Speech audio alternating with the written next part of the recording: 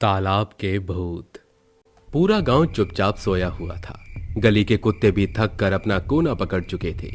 अचानक से एक कुत्ता उठता है और इधर उधर देखकर चुपचाप सो जाता है। चारों तरफ सन्नाटा था, लेकिन रात के कीड़े अपनी आवाज निकालकर अपने होने का एहसास दिला रहे थे। पूरा माहौल तनाव से भरा हुआ था। तभी सुशीला नाम की औरत जंगल में तालाब से पानी भरने के लिए आती है। बहुत रात हो गई है, कोई भी नहीं दिख रहा। मैं ही आज बहुत देर से आई हूँ यहाँ पानी भरने। अब जल्दी से पानी भर के ले जाती हूँ। मुन्ना भी उठने ही वाला होगा। अगर वो उठ गया तो वो अपने पिताजी को सोने नहीं देगा। सुशीला ये सोचकर अपनी मटकी में पानी भरती है और मटकी को सिर पर रखकर वहां से ले जाने लगती है कि तभी अचानक तालाब के अंदर अजीब अजीब बुलबुलें उठने लगती हैं, जिनकी आवाज सुनकर सुशीला पीछे मुड़कर तालाब में देखने लगती है। अरे ये क्या, इस तालाब के अंदर से बुलबुले क्यों उठ रहे हैं? वो सोच ही रही थी, इतने में उन बुलबुलों के अंदर से 4 बच्चों के भूत निकलकर बाहर आते हैं, जिन्हें देखकर सुशीला का हलक सूख जाता है और उसके हाथ पैर थर थर कांपने लगते हैं। भूतिया बच्चे, हे भगवान, ये सब मैं क्या देख रही हूँ? तभी सुशीला की मटकी नीचे गिरकर टूट जाती है और वो वहां से भागने की कोशिश करती है, लेकिन वो भूतिया बच्चे उसे वहां से भागने से रोक लेते हैं और उसे चारों तरफ से घेर लेते हैं। नहीं छोड़ेंगे, किसी को भी नहीं छोड़ेंगे, कोई नहीं बचेगा। तुमने बहुत बड़ी गलती कर दी इस तालाब से पानी लेकर। अब इसका अंजाम भुगतो। ये कहकर चारों बच्चे सुशीला को मार देते हैं, जिसके बाद वो चारों उसे खींचते हुए तालाब के अंदर ले जाते हैं। अगले दिन सुबह गांव की कुछ औरतें तालाब में पानी भरने के लिए आती हैं, जिसके बाद उन्हें सुशीला की लाश तालाब के अंदर पड़ी हुई दिखाई देती है। जिसके बाद औरतें बहुत डर जाती हैं और डर के मारे गांव के सभी लोगों को तालाब के पास इकट्ठा कर लेती हैं। हे भगवान, ऐसे कौन मार सकता है किसी को?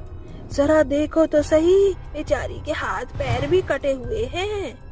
लेकिन इस बेचारी ने तो किसी का कुछ भी नहीं बिगाड़ा था, फिर इसको किसने मार दिया? तभी वहां गांव का मुखिया पहुंचता है और गांव के सभी लोगों से कहता है, गांव वालों, इस गांव की कुशलता को खराब मत करो और अपने अपने कामों में लग जाओ। जिसने भी इस औरत को मारा है, पुलिस उसे जल्द से जल्द पकड़ लेगी। मुखिया की बात सुनकर गांव के सभी लोग अपने अपने कामों में लग जाते हैं, जिसके बाद पुलिस अपनी वेरिफिकेशन शुरू कर देती है। उस गांव में इससे पहले ऐसा कभी कुछ नहीं हुआ था, क्योंकि वो एक बहुत ही खुशहाल गांव था। उसके अंदर कभी कोई वारदात नहीं हुई थी। लेकिन उस दिन सुशीला की लाश को देखकर गांव के सभी लोग बहुत ही डर गए थे, जिसके बाद उन्होंने रात के समय बाहर निकलना बंद कर दिया था। ऐसे ही एक दिन फिर से तालाब के अंदर से बच्चों के रोने की आवाज आने लगती है। अरे बड़ी ही अजीब बात है, जंगल की तरफ से बच्चों के रोने की आवाज आ रही है। लगता है कुछ बच्चे मुसीबत में हैं। मुझे जाकर देखना चाहिए। ममता बच्चों के रोने की आवाज सुनकर जंगल में चलते चलते तालाब के पास पहुंच जाती है, जहां वो तालाब के अंदर पानी के अजीब अजीब बुलबुले देखती है। ये क्या, यहाँ तो अभी बच्चों के रोने की आवाज आ रही थी, फिर बच्चे कहाँ गायब हो गए? और इस तालाब के अंदर से ये बुलबुले कैसे उठ रहे हैं? तभी अचानक से चारों तरफ जोर जोर से आंधी चलने लगती है। जंगल के जंगली भेड़िए जोर जोर से चिल्लाने लगते हैं। जंगली भेड़ियों की आवाज सुनकर ममता बहुत डर जाती है, जिसके बाद वो जंगल से भागने की कोशिश करती है। लेकिन तभी अचानक से तालाब के अंदर से वो चारों भूतिया बच्चे निकलकर ममता को पकड़ लेते हैं और जोर जोर से हंसने लगते हैं। ममता बहुत डर जाती है और अपनी जान की भीख मांगने लगती है। अरे मुझे छोड़ दो, मुझे जाने दो। मैंने तुम्हारा क्या बिगाड़ा है? तुम सब मुझे क्यों मार रहे हो? नहीं छोड़ेंगे, किसी को भी नहीं छोड़ेंगे, कोई नहीं बचेगा। जो भी इस तालाब से पानी लेगा, हम उसे जान से मार देंगे। वो चारों भूतिया बच्चे ममता को मारकर उसे तालाब में घसीटते हुए ले जाते हैं। जिसके बाद अगले दिन सुबह तालाब के अंदर फिर से एक लाश ममता की मिलती है, जिसे देखकर गांव के सभी लोग बहुत डर जाते हैं और डर के मारे गांव के प्रसिद्ध तांत्रिक बाबा के पास जाते हैं और उनसे कहते हैं, बाबा, हमारा खुशहाल गांव बहुत खतरे में है, हमें आपकी मदद चाहिए। अगर आपने हमारी सहायता नहीं की तो पता नहीं और कितनी लाशें तालाब में हमें तैरती हुई दिखेंगी।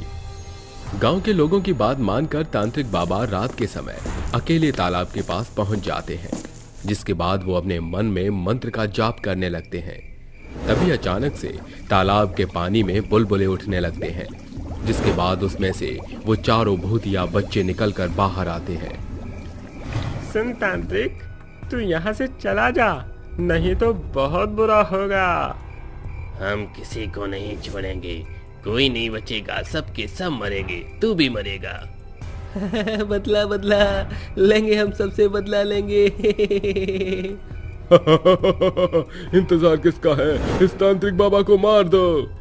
वो चारों बच्चे तांत्रिक बाबा को चारों तरफ से घेर लेते हैं, जिसके बाद वो तांत्रिक बाबा को मारने के लिए उसके करीब आने लगते हैं। तभी अचानक से तांत्रिक बाबा अपनी भभूति उन चारों बच्चों के ऊपर फेंक देता है, जिसके बाद उन चारों भूतिया बच्चों की शक्तियां कम हो जाती हैं और वो बहुत कमजोर पड़ जाते हैं। तभी तांत्रिक बाबा उन चारों भूतिया बच्चों से कहता है, कौन हो तुम चारों और इस तालाब में क्या कर रहे हो? आखिर इस तालाब से तुम्हारा क्या अतीत है, मुझे बताओ, मैं जानना चाहता हूँ। ये कुछ समय पहले की बात है। हम चारों इस गांव के अंदर ही रहा करते थे। हम चारों दोस्त थे और एक दिन गांव के अंदर रात के समय आग जलाकर हाथ सेक रहे थे। हम चारों ऐसे ही रातों को घूमा करते थे और देर रात तक अपने घर जाया करते थे। लेकिन उस रात जब हम चारों आग के सामने हाथ सेक रहे थे, तभी अचानक से कुछ लंबे हट्टे कट्टे चोर हमारे गांव में घुस आए। उन चारों ने हमारे गांव के मंदिर की सोने की मूर्ति चुरा ली। हमने सोचा था कि हम पहले हल्ला मचाकर गांव वालों को उठा दें, लेकिन ऐसा करने से वो चोर गांव से भाग जाते और हम उन्हें पकड़ नहीं पाते। इसलिए जब वो चोर चोरी करके जंगल की तरफ भागने लगे तो हमने उन चोरों का पीछा किया। वो सभी चोर इस तालाब के पास आकर रुक गए। तभी हम चारों ने उन चारों के ऊपर हमला कर दिया, लेकिन हम चारों बहुत छोटे थे और बच्चे भी थे। इसी कारण हम उनका मुकाबला नहीं कर पाए, जिसके बाद उन्होंने हम चारों को मारकर इस तालाब के अंदर फेंक दिया और मंदिर की मूर्ति को चुरा कर ले गए। हम चारों की आत्मा को शांति नहीं मिली थी। हम चारों भूत बन चुके थे। कोई भी इस तालाब के पास आता तो हम उसे मार देते। आज भी उन चारों चोरों का इंतजार कर रहे हैं। इसलिए हम अभी तक यही हैं। हम अपने गांव को कुछ नहीं होने देंगे। जिस दिन वो चारों चोर हमारे हाथ लग जाएंगे, हम उन्हें मारकर यहाँ से मुक्त हो जाएंगे। लेकिन तुमने गांव वालों को क्यों मारा? उन्हें मारकर तुम्हें क्या मिला? हम इस तालाब में रहते हैं। अगर कोई इस तालाब से पानी लेकर जाएगा तो हम उसे मार देंगे और किसी को भी नहीं छोड़ेंगे। देखो, अब वो चारों चोर कहाँ हैं किसी को कुछ नहीं पता, और शायद वो दोबारा यहाँ कभी नहीं आएंगे, इसलिए तुम्हें यहाँ से जाना होगा। हम उन चारों को मारे बिना कहीं नहीं जाएंगे।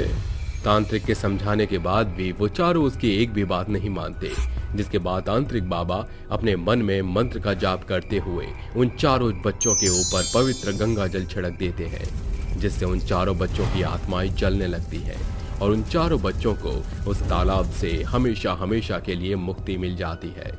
अब गांव से भूतिया बच्चों का साया हमेशा हमेशा के लिए खत्म हो गया था और गांव वाले दोबारा से एक खुशहाल जीवन जीने लगे।